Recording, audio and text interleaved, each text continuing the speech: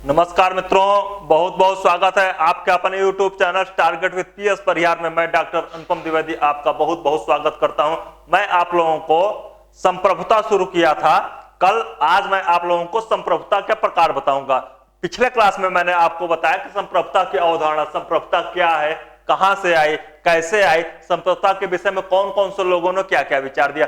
आज मैं आप लोगों को बताऊंगा संप्रभुता के प्रकार। अगर हम संप्रभुता के प्रकार के विषय में देखें तो संप्रभुता के प्रकार भिन्न भिन्न आधारों पर भिन्न भिन्न प्रकार के किए जा रहे हैं। ठीक है, अगर मैं देखूं तो पहले जो प्रकार देखा जाए तो मर्यादित संप्रभुता या अमर्यादित संप्रभुता, यानी कि सीमित संप्रभुता और असीमित संप्रभुता की बात अगर करते हैं तो सीमित संप्रभुता और असीमित संप्रभुता की बात करते हैं तो जो विचार पहले आधार पर, जैसे प्रकार बताने क्या विभाजन के बहुत सारे आधार हैं। अगर मैं पहले आधार पर देखूं कि संप्रभुता के प्रकार क्या क्या हैं तो संप्रभुता के प्रकार, ठीक है, संप्रभुता के प्रकार के आधार पर देखें तो हम देखते हैं कि संप्रभुता के प्रकार में पहले जो संप्रभुता है वह है सीमित या असीमित संप्रभुता, यानी कि मर्यादित संप्रभुता, अमर्यादित संप्रभुता। ठीक है,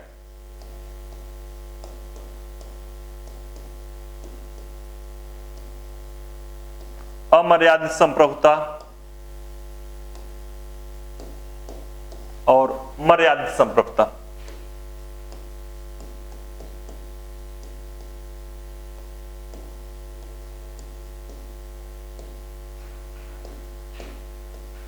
ठीक है, अमर्यादित संप्रभुता और मर्यादित संप्रभुता।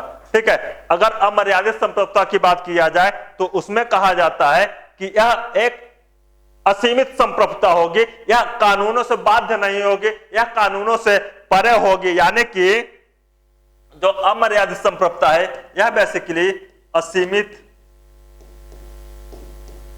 व निरंकुश, असीमित व निरंकुश संप्रभु होगी। असीमित व निरंकुश संप्रभुता होती है जो कि कानूनों से बंधी हुई नहीं है, यानी कि कानूनों से बंधी हुई नहीं है। ठीक है, यह हो गया असीमित अमर्यादित संप्रभुता की। अमर्यादित संप्रभुता जो होती है वह असीमित होती है, निरंकुश होती है, कानूनों से बंधी हुई नहीं होती, यानी कि जनता बाध्य है संप्रभुता के आदेश को मानने के लिए, लेकिन संप्रभु किसी कानूनों से बाध्य नहीं है। ठीक है, अगर समर्थक में देखा जाए कि इसके समर्थक कौन कौन होते हैं तब अमर्यादित संप्रभुता के समर्थक होंगे बोदा, हॉब्स। ठीक है, बोदा, हॉब्स, हेगल। ठीक है, बोदा, हॉब्स, हेगल जैसे विचारक। ठीक है, बोदा, हॉब्स, हेगल जैसे विचारक, कौटिल्य। ठीक है, ऐसे बेंथम, ऑस्टिन। स्पेस कम होने की वजह से सारे नाम नहीं लिख पा रहे हैं। ठीक है, बेंथम, ऑस्टिन, ऐसे विचारक जो हैं, ठीक है, ऐसे विचारक जो हैं वे अमर्यादित संप्रभुता को स्वीकार करते हैं और इनका मानना है कि जो संप्रभु है वह अमर्यादित होता है, वह किसी विधि के द्वारा बाध्य नहीं है। यानी कि अगर मैं संप्रभुता की परिभाषा देने की बात करूं, ठीक है, तो जॉन बोदा ने जो परिभाषा दी थी, जॉन बोदा ने जो संप्रभुता की परिभाषा दी थी कि संप्रभुता राज्य की वह सर्वोच्च शक्ति है जिसके आदेश मानने के लिए उस सीमित क्षेत्र में सब बाध्य हो, लेकिन वह किसी का आदेश मानने के लिए बाध्य ना हो। ठीक है, संप्रभुता राज्य की वह सर्वोच्च शक्ति है,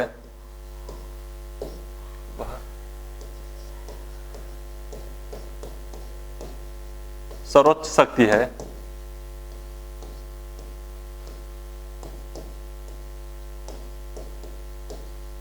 जिसकी आज्ञा मानने के लिए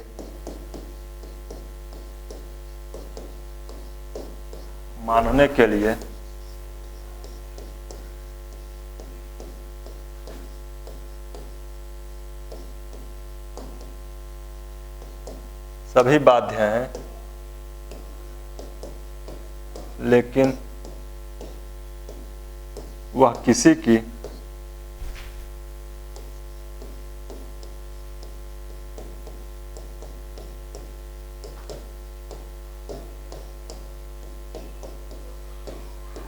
आज्ञा मानने के लिए बाध्य नहीं है। ठीक है, जैसे ही मैं यह कह दिया, जैसे ही मैं जुयान बौद्धा की डिफिनेशंस को लिया और उसमें देखा गया कि वह सर्वोच्च शक्ति है, वह किसी बाध्य नहीं है और आज्ञा मानने के लिए, जिसकी आज्ञा मानने के लिए सभी बाध्य हैं लेकिन वह बाध्य नहीं है, इस प्रकार से वह सिद्ध करता है कि ज्ञान बौद्धा एक अमर्यादित संप्रभुता का पोषक था, अमर्यादित संप्रभुता को मानने वाला था।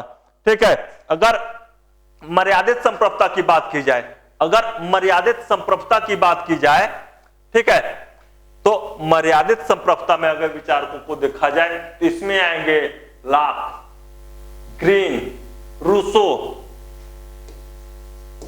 John Locke, T H. Green, Rousseau, ये सब विचार जो हैं, ये सब विचारक जो हैं, ये मर्यादित संप्रभुता की बात करते हैं, यानी कि संप्रभुता को भी असीमित पावर नहीं देते, संप्रभुता को भी असीमित पावर नहीं देते। जैसे जॉन लॉक ने कहा कि संप्रभुता जो है वह विचार जो है, संप्रभुता का जो विचार है वह विधिक अधिकारों को, जो प्राकृतिक अधिकार दिए गए हैं, प्रकृति प्रदत्त जो व्यक्ति को अधिकार दिए गए हैं, उनकी रक्षा करने के लिए कहता है कि जीवन, स्वतंत्रता और संपत्ति की रक्षा करना जॉन लॉक मुख्य कार्य बताता है राज्य के संप्रभु का। इसीलिए वह प्रतिनिधि सरकार की बात करता है, लोक संप्रभुता की बात करता है, जन संप्रभुता की बात करता है और वे जनता के हित में कल्याण करे, यानी कि प्राकृतिक अधिकारों की रक्षा करे। वे सर्वशक्तिमान सशक्त संप्रभु की बात नहीं करता, अमर्यादित संप्रभुता की बात नहीं करता, वह भी संप्रभुता पे कंट्रोल की बात करता है। उसी प्रकार से टी.एच. ग्रीन महोदय ने कहा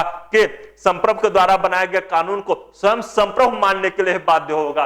अगर मैं टी.एच. ग्रीन के विचार को पढ़ूं, ठीक है, टी.एच. ग्रीन, इनका पूरा नाम था टी.एच. ग्रीन, ठीक है, अगर मैं टी.एच. ग्रीन के विचार को पढ़ूं, अच्छा मैं आपको पुस्तक के नाम याद कराने का तरीका बता रहा था कि जब भी आप पढ़े तो पुस्तक के उनके नाम के साथ पढ़े। ठीक है, Prolegomena to Ethics, Prolegomena to Ethics. ठीक, अगर आपसे टी.एच. ग्रीन की पुस्तक का नाम पूछे, प्रोलेगोमेना टू इथिक्स, ठीक है, टी.एच. ग्रीन की पुस्तक का नाम था प्रोलेगोमेना टू इथिक्स। अगर यह पुस्तक की नाम है तो प्रश्न पूछता है कि इनका डिफिनेशन जो बताया गया है कि संप्रभु जो भी कानून बनाता है वह पालन करने के लिए संप्रभु स्वयं बाध्य है, यानी कि संप्रभु के द्वारा बनाया गया कानून स्वयं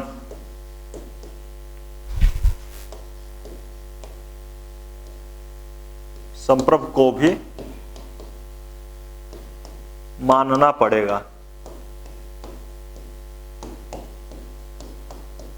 ठीक है, संप्रभु के द्वारा बनाया गया कानून स्वयं संप्रभु को ही मानना पड़ेगा। अगर आपसे एनालिसिस करने के लिए पूछ लिया जाए जॉन बौद्धा और टी.एच. ग्रीन में, तो आप जॉन बौद्धा और टी.एच. ग्रीन में एनालिसिस कर जाएंगे। जॉन बौद्धा ने कहा कि संपूर्ण विधियों का स्रोत, जॉन बौद्धा ने कहा कि राज्य की सर्वोच्च शक्ति है, उसका आदेश मानने के लिए सब बाध्य हैं, लेकिन वह किसी की आज्ञा मानने के लिए बाध्य नहीं है। जैसा वह यहाँ पे जॉन बौद्धा कह रहे हैं वह किसी की आज्ञा मानने के लिए बाध्य नहीं है, और वहीं पे हम ग्रीन के लिए कह रहे हैं कि वह उसके द्वारा बनाया गया कानून के लिए वह स्वयं बाध्यकारी होगा। अगर मैं ऐसे विचार को दे पा रहा हूं तो यह सीमित संप्रभुता को पुष्ट कर रहा है। अगर मैं यहाँ पे कानून को स्वयं संप्रभु को ही मानना पड़ेगा ऐसा मैं कह रहा हूं, तो यानी कि संप्रभुता की सीमित अवधारणा को मैं दे रहा हूं। तो यहां पर एक प्रकार जो है संप्रभुता का, ठीक है, जो एक प्रकार है संप्रभुता का, उसको मैंने क्लियर किया कि अमर्यादित संप्रभुता क्या है और मर्यादित संप्रभुता क्या है। अमर्यादित संप्रभुता में राज्य के पास जो संप्रभु होता है वह सर्वोच्च शक्तिमान होता है, वह किसी की आज्ञा मानने के लिए बाध्य नहीं है, वह सर्वोच्च शक्ति असीमित शक्तियों का स्वामी होता है, व्यक्ति उसको समस्त अधिकार सौंप देते हैं। लेकिन मर्यादित संप्रभुता की बात में ग्रीन आते हैं, लॉक आते हैं, रूसो आते हैं, जिन्होंने संप्रभुता को असीमित नहीं माना, क्योंकि जो राज्य है वह स्वयं व्यक्ति के लिए है, व्यक्ति के हितों के लिए है, और किसी भी प्रकार की अमर्यादितता असीमितता वह मानव के कल्याण के लिए हितकर नहीं है। इसीलिए जॉन लॉक और टी.एस. ग्रीन ने सीमित संप्रभुता, मर्यादित संप्रभुता की बात की है।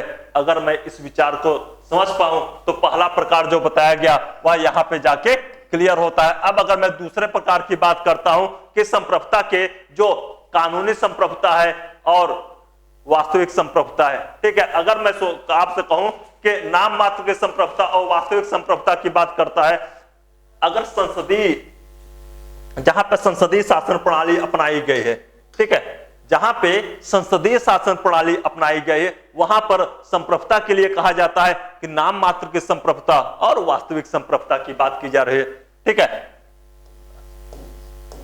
एक दूसरे प्रकार से संसदीय शासन प्रणाली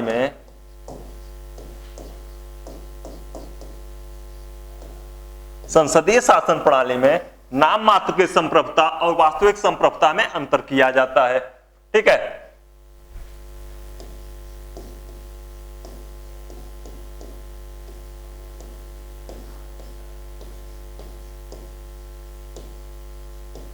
नाम मात्र की संप्रभुता और वास्तविक संप्रभुता,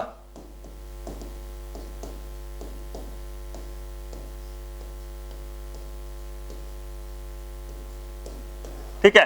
संसदीय शासन प्रणाली में नाम मात्र की संप्रभुता और वास्तविक संप्रभुता अलग अलग पाई जाती है, ठीक है। अगर वहां पर देखें तो जो है वह केवल ध्वज मात्र जो होता है, यानी कि क्राउन। अगर संसदीय शासन प्रणाली में दो एग्जांपल ले रहा हूं, ब्रिटेन का और भारत का। ब्रिटेन और भारत दो संसदीय शासन प्रणालियों को मैं देख रहा हूं यहां पे। अगर उन पे अध्ययन करूं तो ब्रिटेन की संसदीय शासन प्रणाली में जो नाम मात्र की संप्रभुता है वह है क्राउन, ठीक है, वह है राज मुकुट।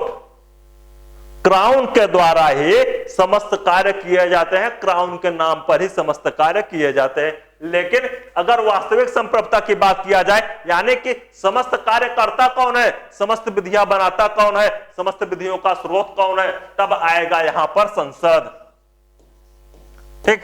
तब यहां पर आएंगे संसद, हाउस ऑफ लॉर्ड और हाउस ऑफ कॉमन्स, ठीक है। जो कॉमन्स, हाउस ऑफ कॉमन्स और हाउस ऑफ लॉर्ड्स है, ठीक है, वे लॉर्ड हाउस और कॉमन हाउस जो है वो संसद है वहां की, वही सारे कानून बनाते हैं। और अगर आपसे पूछा जाए कि पूरी दुनिया में सर्वोच्च शक्तिशाली संसद कौन सी है, तो आप सर्वोच्च शक्तिशाली संसद के जगह पे आप बताएंगे कि ब्रिटेन की संसद ही सर्वोच्च शक्तिशाली संसद है, क्योंकि यह एक विचारक थे वहां पे, उन्होंने कहा ब्रिटेन की संसद इतनी शक्तिशाली है कि वह पुरुष को स्त्री और स्त्री को पुरुष बनाने के अलावा सब कुछ कर सकती है। यानी कि ब्रिटिश के संसद के लिए शक्तिशाली की अगर वहां पे जो कोटेशन दिया गया उस पर विचार किए गए, इतनी सर्वोच्च शक्तिशाली संसद है वहां पर कि स्त्री को पुरुष और पुरुष को स्त्री बनाने के अलावा सारे कुछ काम कर सकता है, वह है सर्वोच्च शक्ति। तो वास्तविक संप्रभुता तो ब्रिटेन में संसद के पास ही है, लेकिन संसदीय शासन प्रणाली में संप्रभुता नाम मात्र की और वास्तविक में अंतर पाया जाता है। नाम मात्र की संप्रभुता में क्राउन हो गया और वास्तविक संप्रभुता में संसद हो गया। सेम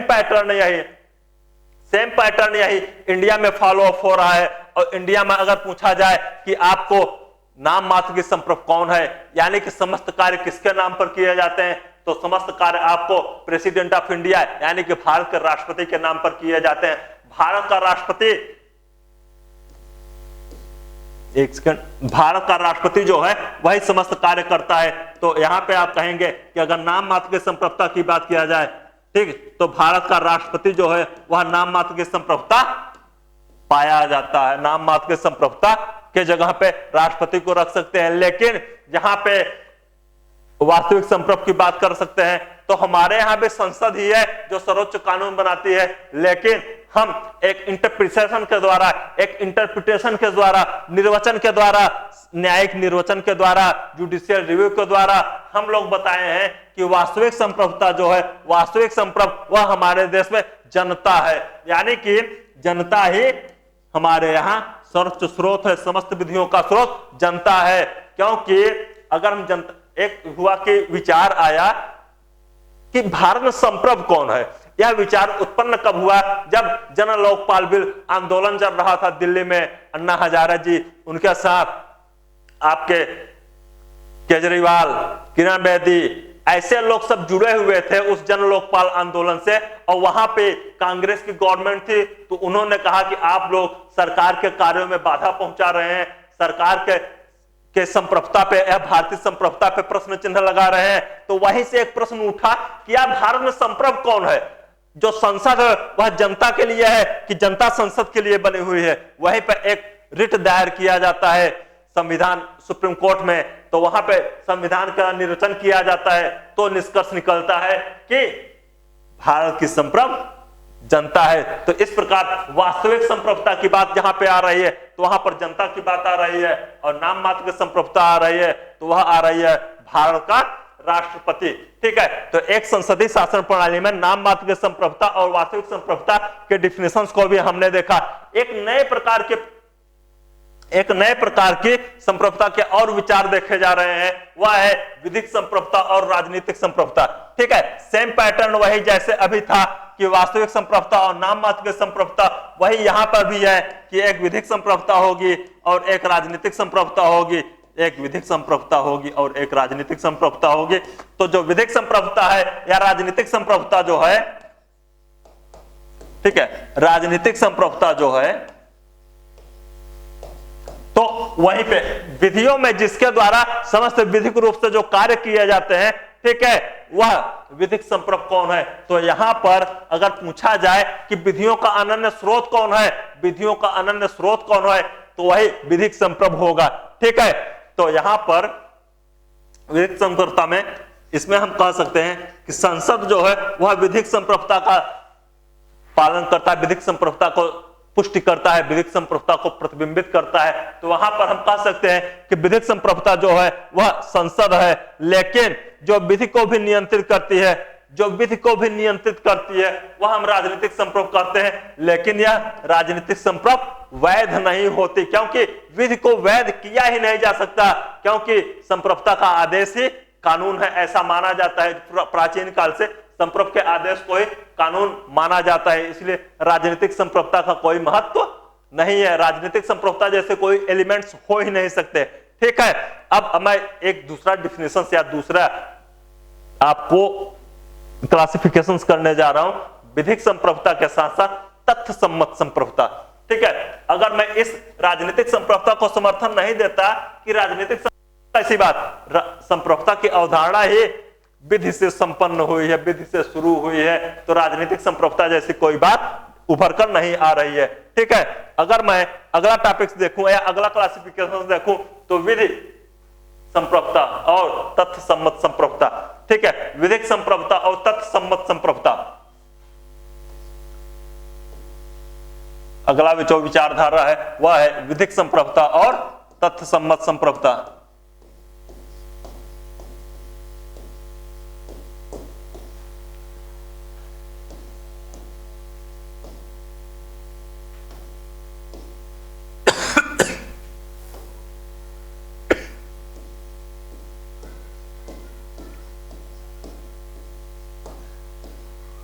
ठीक है, विधिक संप्रभुता और तथ्य सम्मत संप्रभुता में, तो विधिक संप्रभुता में कहा जाता है राज्य की वैध और परम शक्ति, ठीक है, कानूनी आधार,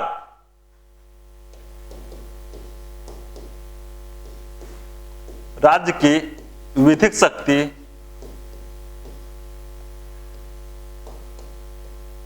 ठीक है, यानी कि राज्य का कानूनी आधार,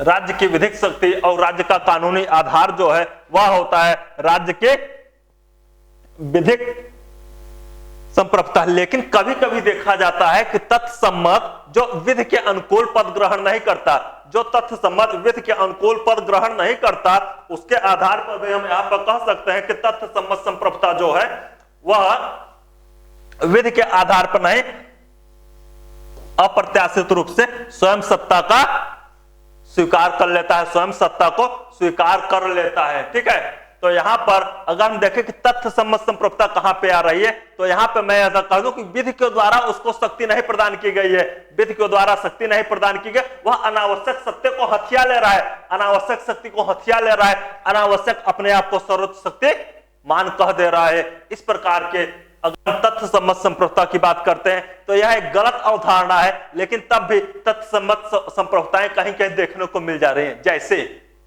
पाकिस्तान में परवेज मुशर्रफ, लीबिया में जनरल गद्दाफी, ठीक, सद्दाम हुसैन इराक, ऐसे विचारक, ठीक है। यानी कि परवेज मुशर्रफ, और केवल परवेज मुशर्रफ है क्या, अभी तक जितने लोगों ने पाकिस्तान में तख्ता पलट किया आप उनका नाम रख सकते हैं, ठीक है। जनरल गद्दाफी,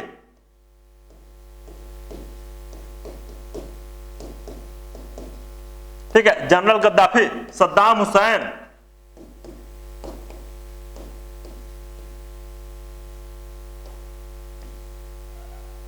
ठीक,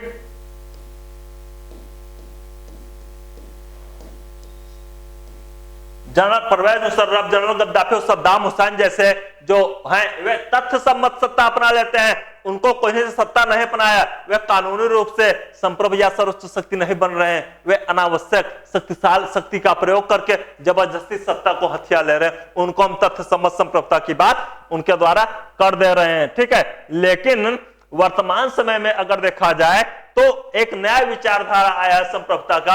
अगर वर्तमान समय में देखा जाए तो एक संप्रभुता की नई विचारधारा आई है और वह है लोकप्रिय संप्रभुता, ठीक है। वर्तमान में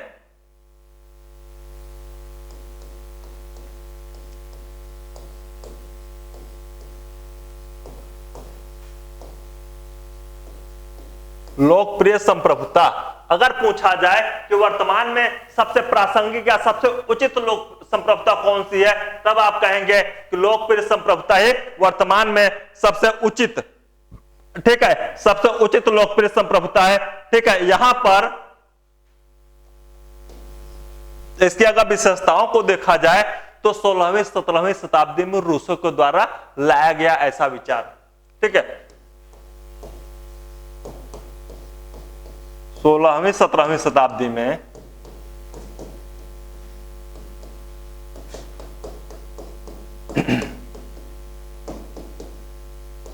रूसों के द्वारा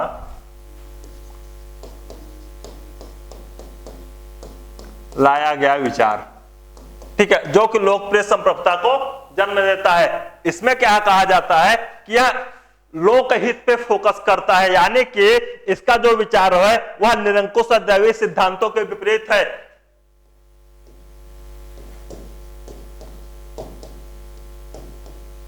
यह निरंकुश एवं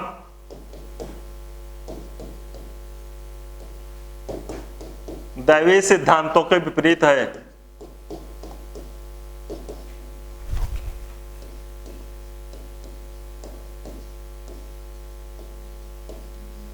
ठीक है, यानी अब 16वें रूसों ने है और यह निरंकुश दैवीय सिद्धांतों के विपरीत है। यह कहता है कि राज्य का आधार लोकतंत्र है, ठीक है। राज्य का आधार लोकतंत्र है, यानी कि वह, अगर अगली विशेषताओं को हम देखें तो जन कल्याण की भावना से ही लोकप्रिय संप्रभुता के निर्माण हो रहा है, लोकप्रिय संप्रभुता की अवधारणा आ रही है। यानी कि यह मानता है कि संप्रभु जनता में निवास करता है, यानी कि संप्रभु जनता में निवास करता है, ठीक है। 5 पॉइंट्स निभर के आ रहे हैं, 4-5 पॉइंट्स उभर कर आ रहे हैं जो कि यह स्वीकार करते हैं कि जनता, ठीक है, जनता ही लोकप्रिय संप्रभुता का समर्थन कर रहे हैं। तो इस प्रकार हम देख रहे हैं कि संप्रभुता के जो प्रकार हैं वे हैं, ठीक है, संसदीय शासन प्रणाली, यहां से आ रहा है, ठीक है, यहां, ठीक है, संसदीय शासन प्रणाली से, यहां से हम जनता के जो संप्रभुता का जो प्रकार है वह उभर कर आ रहा है कि संप्रभुता के कितने टाइप्स के प्रकार हो रहे हैं, ठीक है। संप्रभुता के कितने टाइप्स के प्रकार हो रहे हैं तो हम देख रहे हैं, ठीक है, मर्यादित संप्रभुता और अमर्यादित संप्रभुता, ठीक है। मर्यादित संप्रभुता और अमर्यादित संप्रभुता को देख रहे हैं तो यहां पर अमर्यादित संप्रभुता असीमित और निरंकुश की बात कर रहा है, ठीक है। लेकिन जो मर्यादित संप्रभुता है वह लॉक और ग्रीन को रूसो को लेके आ रहे हैं। उसके बाद हम लोग विधिक संप्रभुता, कानूनी संप्रभुता की बात कर रहे हैं, ठीक है। विधिक संप्रभुता और कानूनी संप्रभुता की बात कर रहे हैं, वास्तविक संप्रभुता और नाम मात्र की संप्रभुता की बात कर रहे हैं, विधिक संप्रभुता और राजनीतिक संप्रभुता, साथ साथ विधिक संप्रभुता और तथ्य सम्मत संप्रभुता की बात कर रहे हैं। ऐसे विचारकों को देखते हुए हम कह रहे हैं कि भारत में, ठीक है, भारत में जो है संप्रभुता वह एक लोकप्रिय संप्रभुता का एक जन्म हो रहा है, ठीक है। लोकप्रिय संप्रभुता के द्वारा ही भारत में संप्रभुता को आगे बढ़ाया जा रहा है, ठीक है।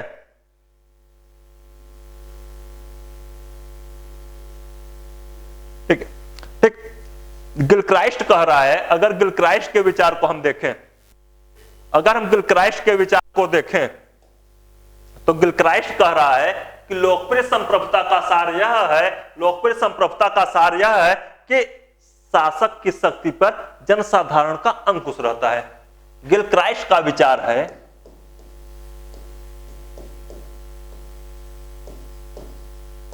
गिलक्राइस्ट का यह विचार है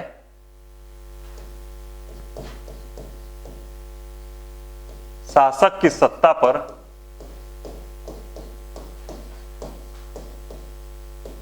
जनसाधारण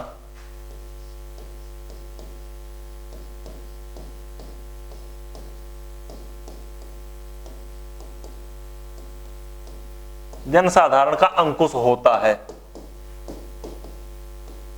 यही जनसंप्रभुता का आधार है।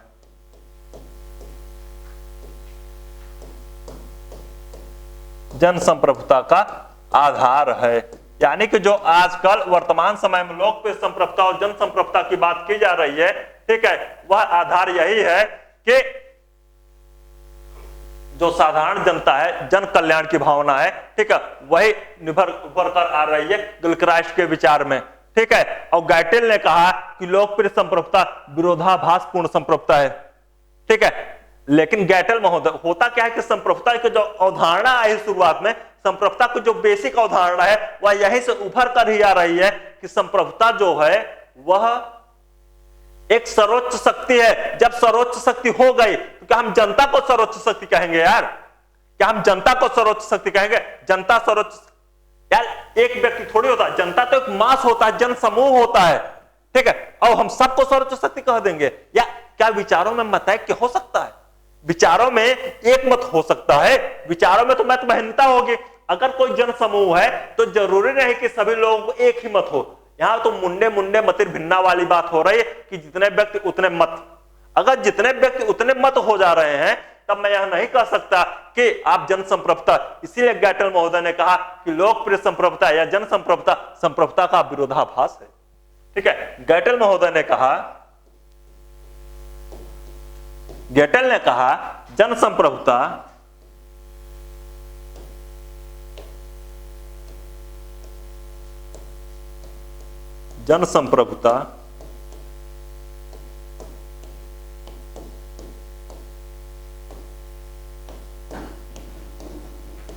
संप्रभुता का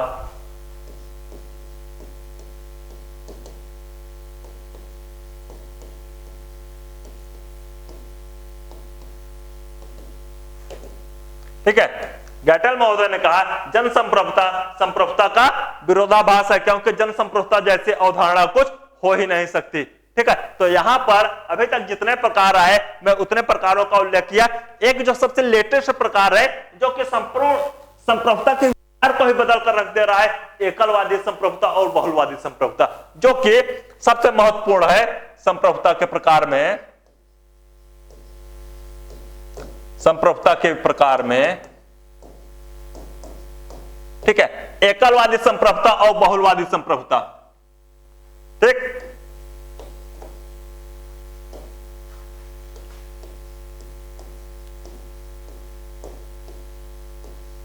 एकलवादी संप्रभुता और बहुलवादी संप्रभुता। जो बहुलवादी संप्रभुता है यह तत्कालीन वर्तमान समय में आई एक नई विचारधारा है, ठीक है। यह पुरानी विचारधारा नहीं है, यह एक नई विचारधारा है जो कि कुछ विद्वानों द्वारा, जैसे गिरियाकोव मैटलैंड के द्वारा बहुलवादी विचारधारा आई है। ठीक है, अगर इसके विचार को हम पूछा जाए तो आप कहेंगे गिरियक व मैटलैंड। अगर आपसे पूछा जाए कि गिरियक और मैटलैंड किस विचारधारा के पोषक है, तो आप बताएंगे गिरियक और मैटलैंड जो हैं वे बहुलवादी विचारधारा के समर्थक हैं। और अगर पूछ लिया जाए कि बहुलवादी विचारधारा के जनक किसको कहा जाता है, तो आप कहेंगे मैटलैंड। ठीक है, मैटलैंड को ही बहुलवाद का जनक कहा जाता है।